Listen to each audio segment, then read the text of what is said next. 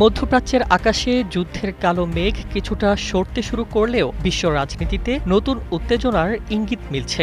দীর্ঘদিনের বৈরিতা শেষে যুক্তরাষ্ট্র ও ইরানের মধ্যে সমঝোতার সম্ভাবনা তৈরি হয়েছে, কিন্তু এই বিরতির পরই মার্কিন প্রেসিডেন্ট ডোনাল্ড ট্রাম্প নতুন এক চাপের কৌশল নিয়ে মাঠে নামছেন, যার কেন্দ্রবিন্দু বাণিজ্য।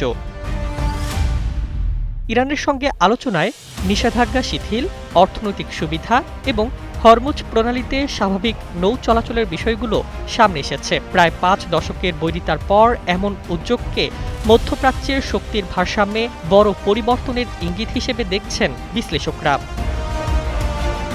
তবে একই সময়ে ট্রাম্পের পুরনো শুল্ক অস্ত্র আবারও সক্রিয় হচ্ছে। ফ্রান্সের ডিজিটাল কর নিয়ে ক্ষোভ প্রকাশ করে তিনি সতর্ক করেছেন, মার্কিন প্রযুক্তি কোম্পানিগুলোর ওপর কর বহাল থাকলে ফরাসি ওয়াইন ও শ্যাম্পেইনের ওপর ১০০% পর্যন্ত শুল্ক বসতে পারে। এদিকে ইউরোপীয় ইউনিয়নের গাড়ি এবং জাপান, চীন ও ভারতের পণ্যের ওপরও নতুন শুল্কের সম্ভাবনা তৈরি হয়েছে। অর্থনীতিবিদরা বলছেন, এমন পদক্ষেপ বৈশ্বিক বাণিজ্য ব্যবস্থায় নতুন চাপ সৃষ্টি করতে পারে।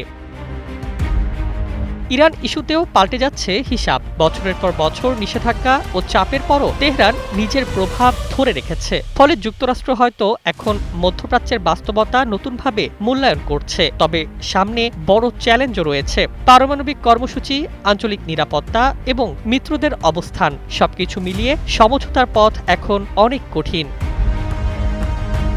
যুদ্ধের ময়দান থেকে সরে এসে ট্রাম্প এখন নামছেন আরেক লড়াইয়ে, যা বিশ্ব অর্থনীতি ও প্রভাব বিস্তারের লড়াই। Desk report, Bangladesh bulletin.